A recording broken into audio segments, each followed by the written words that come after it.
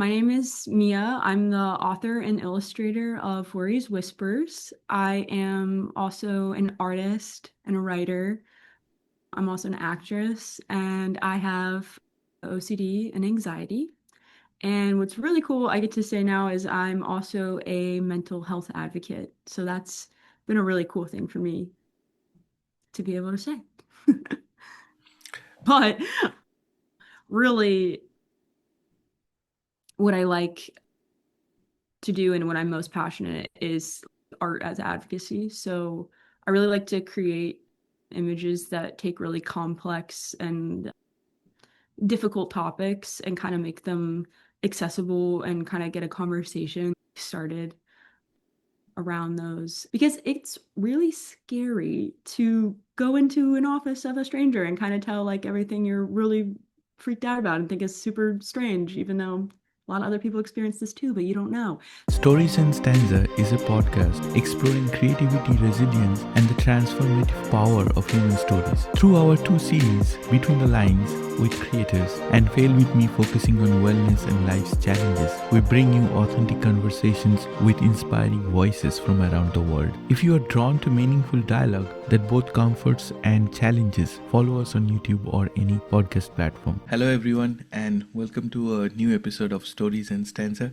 And today I am joined by Mia Mason, who is a writer, and we are going to talk about her book and her creativity, her core messaging behind the book. Hi Mia, welcome to Stories and Stanza. Hi, thank you so much for having me. Thank you for making the time. We are on opposite sides of the world, and I'm glad that we could make this work. For anyone who has joined us for the first time, in Stories and Stanza, we run two series. One is Between the Lines, where I interview writers about their craft, and another is Fail With Me, where I talk about psychology, wellness, and well-being side of things. So if you like my work, please share and subscribe on YouTube. Coming back to today's discussion, Mia, so I am excited to hear all about your book and what you have done with the book. It's really fantastic. As I was Yeah. saying, in this podcast there are two different segues, but you beautifully fit into both, and I look forward to exploring that with you. For our listeners today, could you tell us a little bit about yourself? Yeah, my name is Mia. I'm the author and illustrator of Worries Whispers. I am also an artist and a writer. I'm also an actress, and I have OCD and anxiety. And what's really cool I get to say now is I'm also a mental health advocate. So that's been a really cool thing for me to be able to say. Beautiful. It is fantastic that you are using art as a media of expression, both art and writing, and Uh-huh. that is so crucial for mental health awareness. So, Mhm. before we get to the book and what you have covered in the book, tell us a little bit about your medium of expression. That how do you communicate? What is it that you like to say through your work? And how does that help you in person as well? Yeah, so that's a really great question. I love to draw and like paint as well. So I my favorite kind of medium really is digital art, so like on the iPad, and I really like that because it combines like all those kind of mediums and you can do a lot of different things very easily within that. So it's almost like they're drawings and they're also paintings, but that's my favorite medium right now. It jumps around a lot. And that's what you're going to see in the book too. And then what I really like to communicate through my art is like mental health, like advocacy for not just OCD, but just kind of like life and not only, mental health stuff, just kind of what it feels like to be a person. But really, what I like to do and what I'm most passionate is art as advocacy. So I really like to create images that take really complex and difficult topics and kind of make them accessible and kind of get a conversation started around those. And I feel like a lot of the times words are not enough, and drawing and painting is a really cool way to express those feelings. That is very true.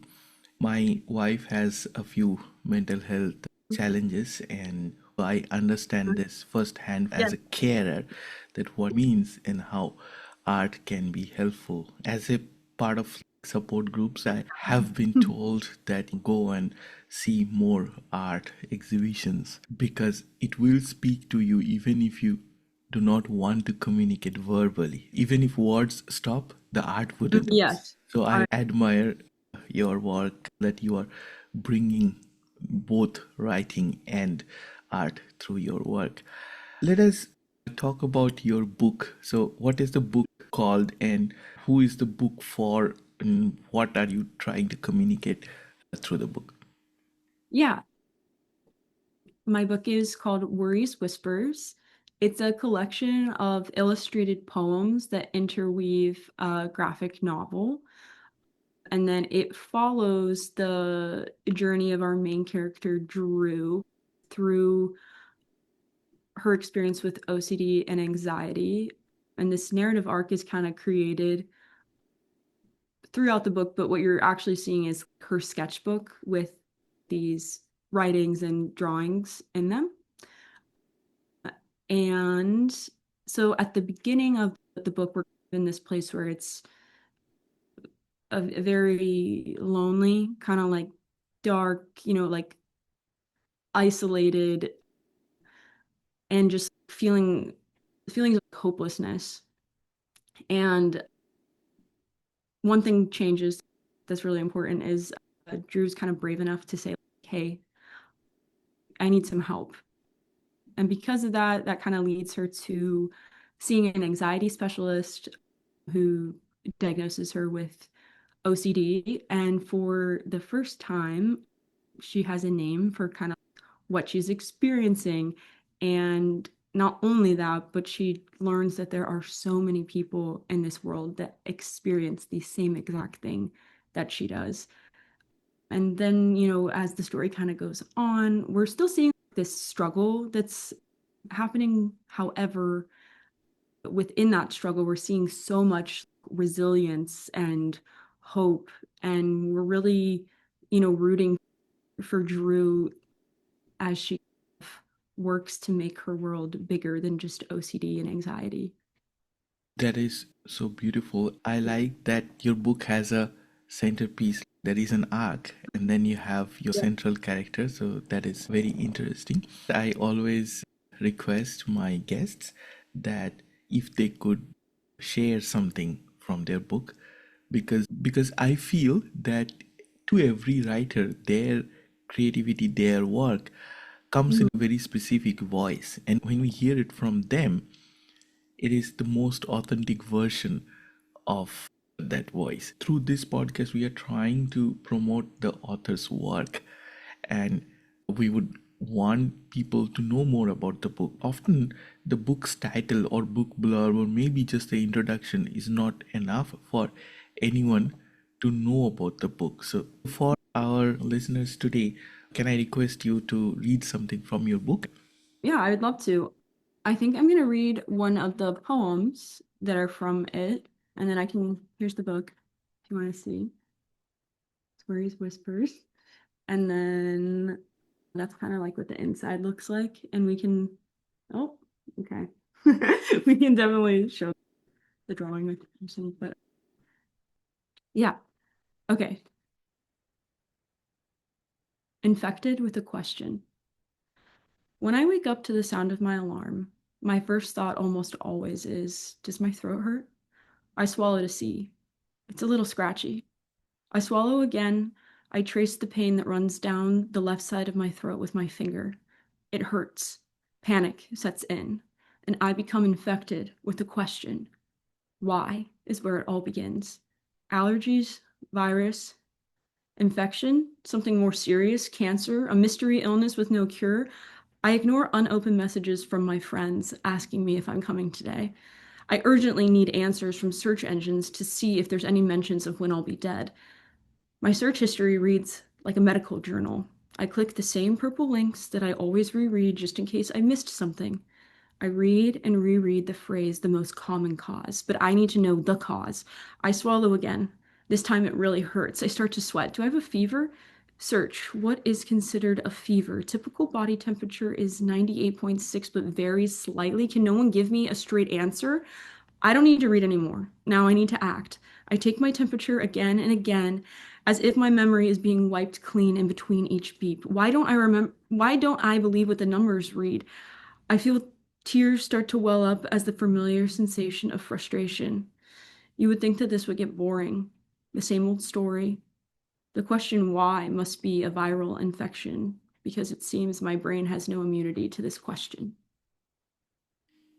That is such a powerful depiction of anxiety, and I like the intensity it brings. Very well Mhm. done. To our listeners today, if you like Mia's work, please check out the book. We will put the book link in the episode description on YouTube or in the audio podcast platform. If you're just listening to the discussion, you couldn't see the book cover, but we will put the book link in the description.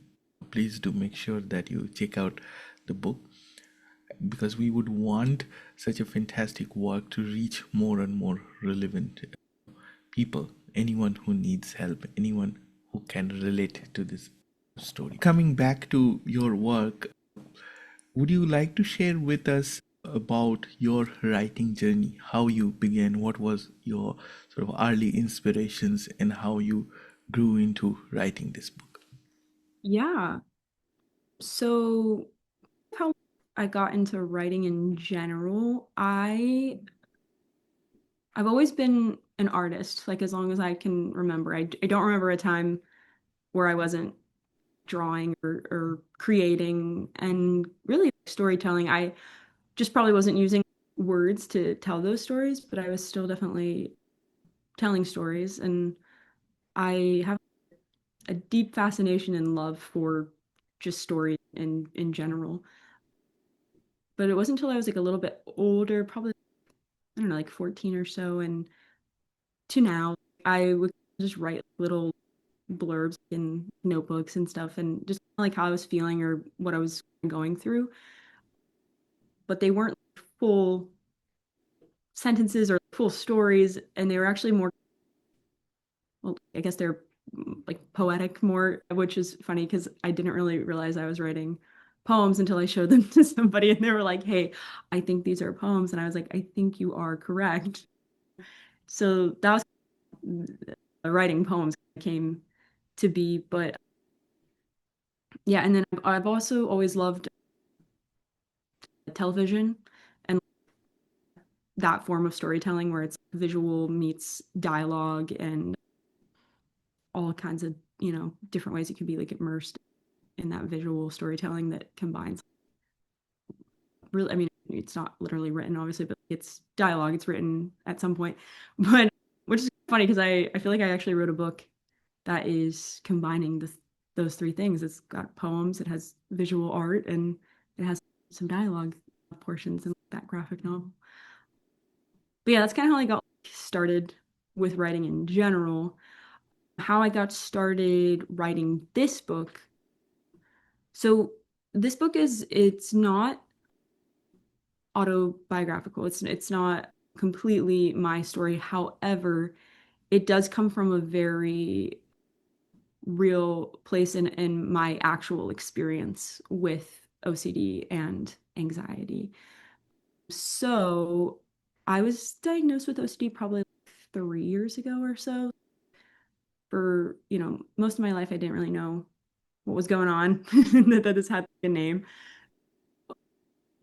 I went through a really hard time in my life right before I went to see the therapist. So going through that kind of time, my family was kind of like, "Hey, I think you need to go see somebody." And I'm like, "I agree." I went and saw a therapist who was not an anxiety specialist at first, but they led me to one, which was really awesome.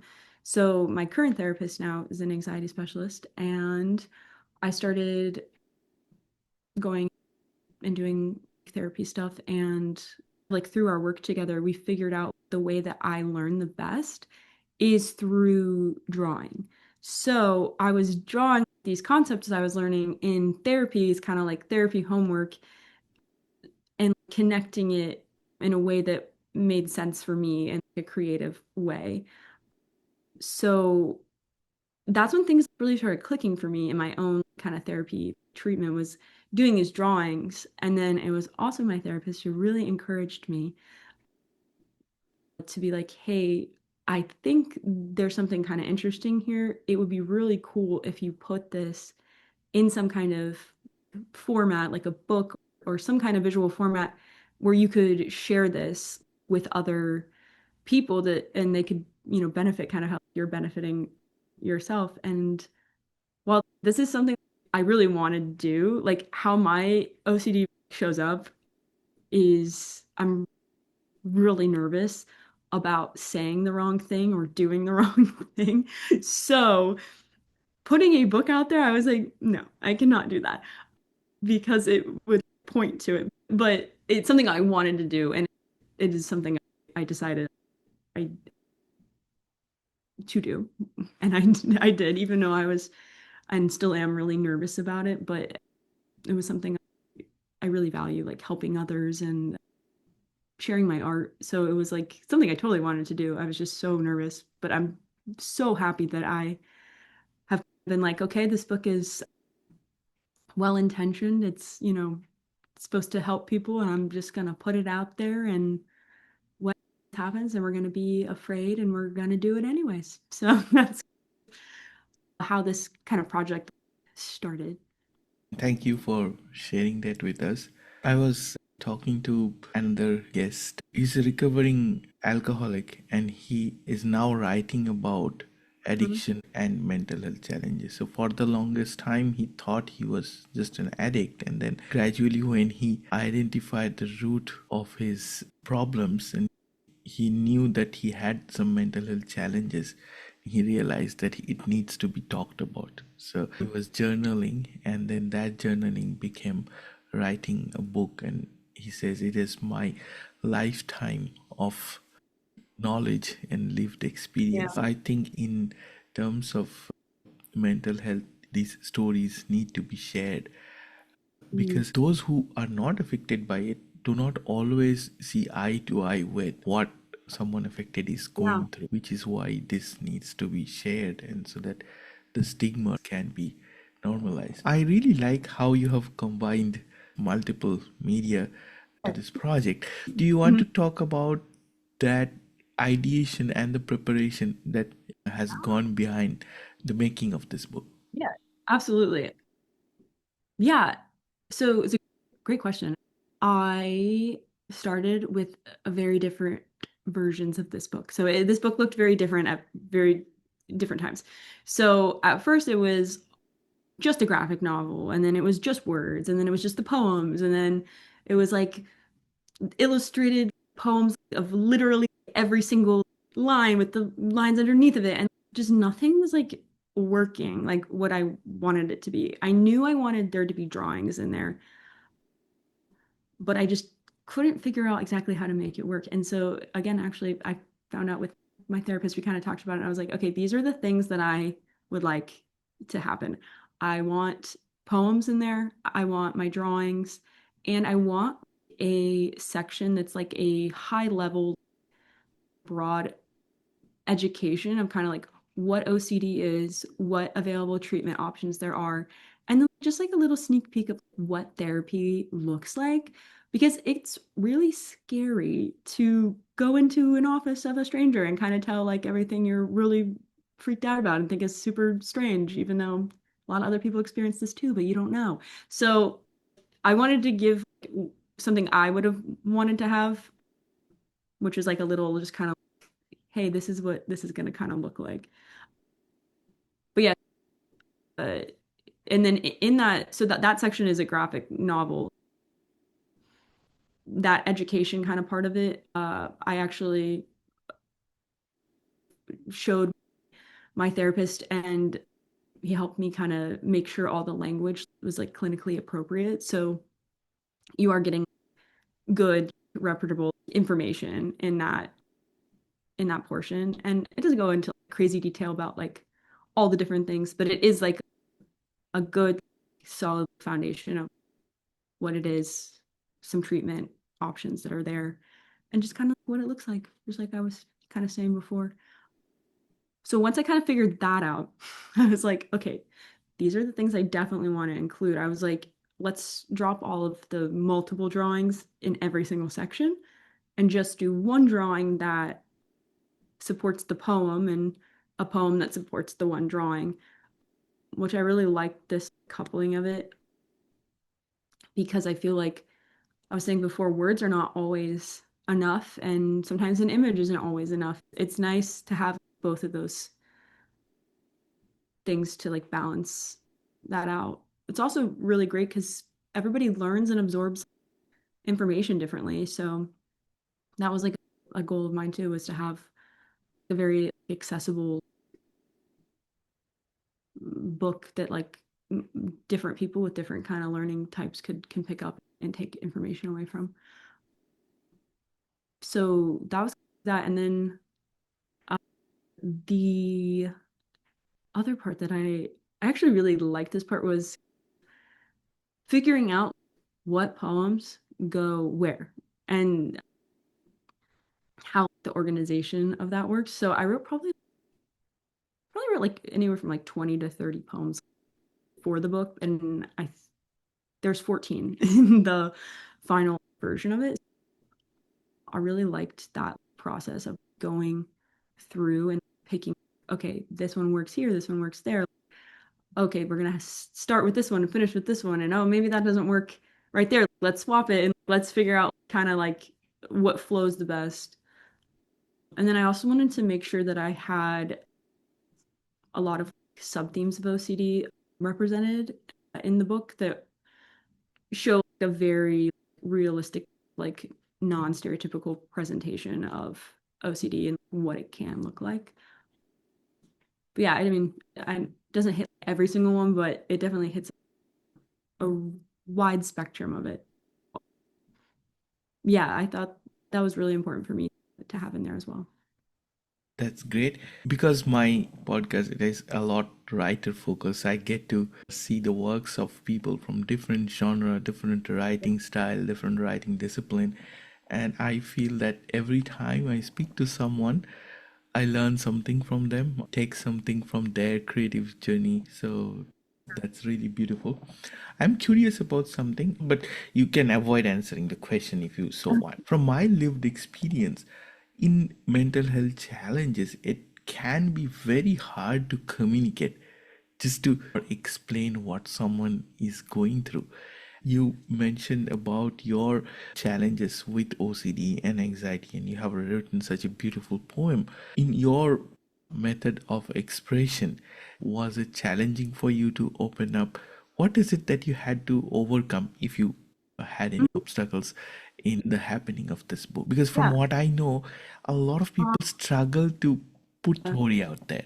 How did you make it work? Yeah, so I think that's a good discussion. So for me, and this is just my experience writing this, it was actually very liberating to write what I was kind of feeling like on paper, and then also doing these expressive drawings that go with it.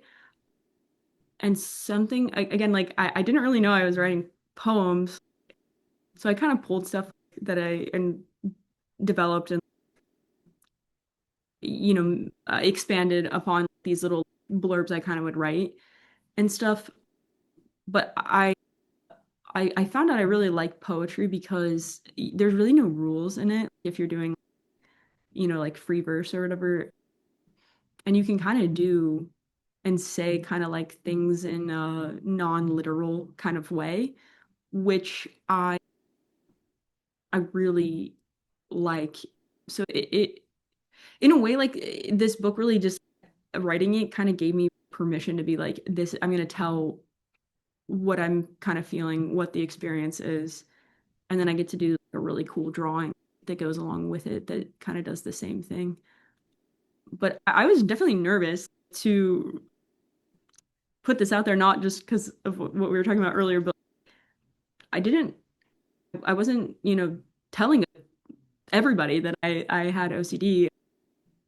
So it was like it was also, I was met with so much positivity too when I shared it with people. And just, so I can tell you actually a story. So this is something I really would love readers to take away from this as well, is it's a great book for people who have OCD, of course, and anybody who wants to learn from the book and learn about OCD and things like that. But who I really think this book is super valuable for is those who have loved ones with OCD, like you shared, like yourself.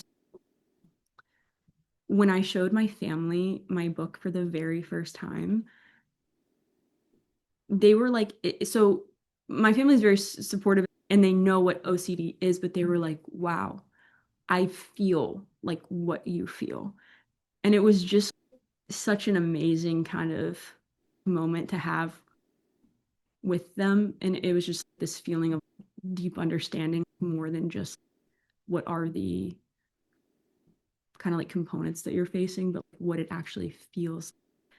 And I really hope that I can give that kind of gift to other families and other people who have loved ones with OCDs, that they can really feel what it feels like to go through that, because it is really hard to communicate that with just words and you know just by speaking. It's hard to really show that full kind of picture. Yes, that is very beautiful, and I can absolutely relate to that from my personal experience. And then the challenges when in mental health condition, often there are more than one sort of areas that overlap, and then OCD gets diagnosed at a later stage, that there are Mhm. other things at the surface. Even if you are getting treatment, then those things are not found very easily. So Mia, you are a mental health advocate. You encourage talking about it, creating awareness. While we are not health professionals, in this podcast, I try to create a wealth of knowledge that comes from lived experiences. So I'll share mine, and I'm just curious if you have anything to add on to this. As I said, that my wife has a prolonged history of bipolar as well as OCD, and I didn't know this was OCD. So when we started seeking help for initial couple of years, everything was labeled as depression. It was very hard for me to understand what she was going through. One of the things she said is whenever she got an idea, it got stuck in her mind and it was repetitive to such an extent that it was unbearable. It was very painful. And even when the bipolar disorder got diagnosed and she was under treatment for that, she was not fully comforted. And that led us to further work and understand what OCD truly was. And where I'm getting with this question is my experience is the depiction of mental health challenges in mainstream media is often incorrect, or maybe let's say more drama focused as opposed to actual information. Because you have been through this yourself and you are trying to create awareness on this, I'd like to hear from you if you are comfortable sharing as to how did OCD affect you? Is there something you'd like to share with people who might be going through a similar situation? Because all we are trying to say that you are not alone in this, and Yeah. which is why we are writing about it, we are talking Mhm. about it, and we are trying to cascade that message throughout the society so that we have people who are suffering and then people who are caring for them and people outside. Is there anything you'd like to share in terms of your lived experience on OCD? Yeah, definitely. So, yeah, for me, I had the same thing where I was like, uh, when when they were like, "Hey, you have OCD," I was like, "I don't. Do I? I don't know. I don't feel like because I how it was coming up for me was not what we know from television and media, like what that is. So for me, it's really based on morality. So I get very worried, like I was saying, about saying the wrong thing or doing the wrong thing. And, the other thing about OCD is it's really not about the content that's what is important. It's really about the concept of OCD. So basically, it's like everybody gets these intrusive thoughts, right? Everybody has thoughts that are weird and strange and, oh, that was weird. A lot of people have those thoughts and are like, okay, that was weird. Let's move on. Like, where when you have OCD, your brain's very sticky, So I have the intro chapters like sticky thoughts on the wall. It's, that kind of thing. But your brain's sticky, so it's going to hold on to those kind of like intrusive thoughts that it's not your fault that's happening. It's happening to you, but you can control what you do in response to it. But in people who have OCD, and for me in particular, like that thought is stuck there and it is not going to move. It has to mean something, and I need to figure out exactly what it means.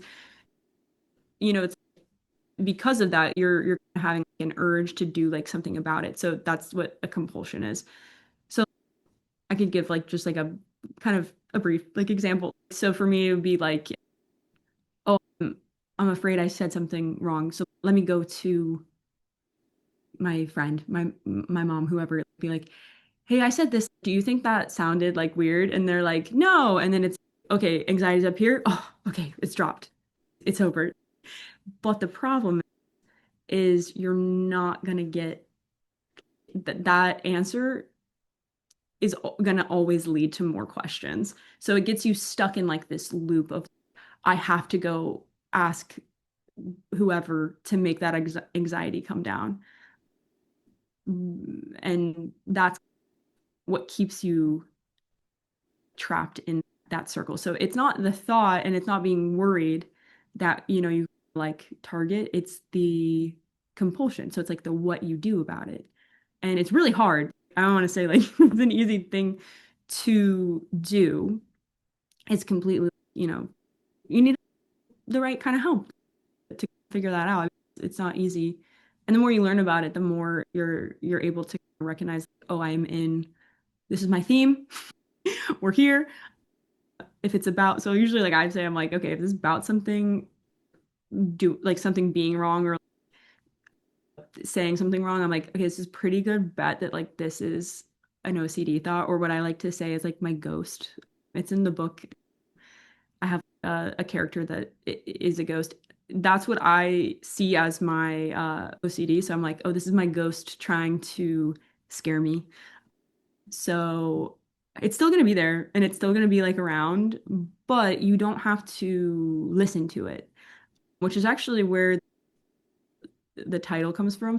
The ghost for me is worry, right? His name is Worry. Worries whispers. So it's like you can have this ghost following you around and it's telling you, hey, I think this and that. And before like, I was in OCD treatment, it was so loud. I couldn't ignore it. And I needed to do something about it. Now I recognize this is my ghost talking and I don't have to listen to it. And the more I don't have to listen to it, it just becomes background noise rather than so loud and in front. So it's still there, still worried a lot of the time. I just know what to do about it now that kind of helps not go into that cycle of worry, compulsion, or worry and having to do something about it to fix that worry immediately. Vibes. I know that, okay, we're here, we're worried. I'm going to go do something I value. And that's the biggest thing I've taken away. So, actually, back to your question before, is drawing is a really big value of mine in sharing art. I like to draw when I get worried about something. And we're not trying to, avoid the worry by drawing. You are accepting my ghost is here. It's trying to scare me, but we're going to do something else while that kind of goes on. So that's my experience with it. And, that's taken a really long time for me to be able to practice that skill really regularly and everything. But again, with the right kind of assistance, it's definitely possible. I was a mess before. I'm really proud of myself, like where I've come. So, And I'm so happy for you. Thank you for sharing your story, and that is inspiring for anyone who might be on the similar situation. Something very interesting happened with this podcast as I've been creating all these episodes and sharing with people. One of the questions I got asked was, there are so many things that we talked about, but how do we remember what we discussed in maybe 1 hour podcast? So what do we do about that? After processing that question, what I have started doing is converting my episodes into blog posts, so that when we have this episode out there, then it would also be a blog post so people can refer to the key takeaways from this yeah. discussion. If we need to go back and see what we discussed, it has been very helpful. One of the things that comes out of this exercise is a wealth of knowledge in terms of mental health challenges. Of course, there is help and support, but what has come up through discussion is that there are a lot of things we can do at our level to make sure that we take care of ourselves, that we put ourselves first, and we do that from a lens of compassion as opposed to anger and frustration, that we understand, we recognize what we are going through, and we do the right thing to take care of ourselves. Since you are a mental health advocate, is there something you would like to share with our audience today, that someone going through similar situation of anxiety or OCD or maybe depression or something else, what is it? You talk beautifully about art and using art when you are struggling. Is there anything you would like to share with our audience today that people can practice at their own level for their own well-being? uh, yeah, I think there's this is a concept that sounds really simple when you say it, but it's a very, trust me, I know it's a very hard process. But I think really identifying what do you value, right? For me, like I was saying before, I really value art and I really value helping others. And OCD attacks that a lot. It latches onto what you care about the most and it tries to take it away from you. What I like to do is when I'm feeling really worried about something, like I was saying, it's like, all right, here we go. This is my theme. So we're gonna just take a pause and be like, this is my theme. We know that's the ghost just trying to scare me, all that. And then I'm like, all right, so I'm gonna accept that I'm worried right now and I'm gonna go do something else, what I was saying before. But my point in that it sounds simple, it's not. It's also really hard to do that when you're in such a state of distress. My biggest kind of advice would be just try your best at it and it's gonna feel awful. It's not supposed to make it go away, right? It's just something you can do instead of not living your life and just being you're going to be worried either way. So it's, would you rather be worried and isolated alone, or would you rather be worried and go, hang out with your friend? Or would you rather go still be worried and do a really cool drawing? It's not going to make the worry go away, but it definitely adds value to your life. And again, it can be like a really hard, it's really hard to execute, even though it sounds, oh, just do this. But trust it a little bit. Try it and just see where it takes you. But it definitely takes a lot of work, and you're doing amazing. So, yeah. Absolutely. Yes, it can be overwhelming. It is not Mhm. like a straight line. And I know how it can affect people's lives. And I totally understand and respect that it might not work like a straight line if we think so. It's a Mhm. condition, and then we need to learn to manage it and learn to live with it as opposed to completely ignoring it. I think we touched upon a lot of important aspects in our discussion. We talked about your journey, your creativity, your expression, your challenges, this beautiful book, and also some of the very relevant lived experiences that might help people who are going through mental health challenges. To conclude our discussion today, is there anything else that you think you'd like to share with our listeners today? I mean, what I was saying before is I can't believe I'm on a podcast and I'm doing this and I'm written a book and put it out there because this is something that is so scary for me. When I tell you this would not have been an option 3 years ago, it would not have been. But also, even though I'm still really nervous about having all of this out there and doing all of this kind of stuff, it's what I want to do with my life.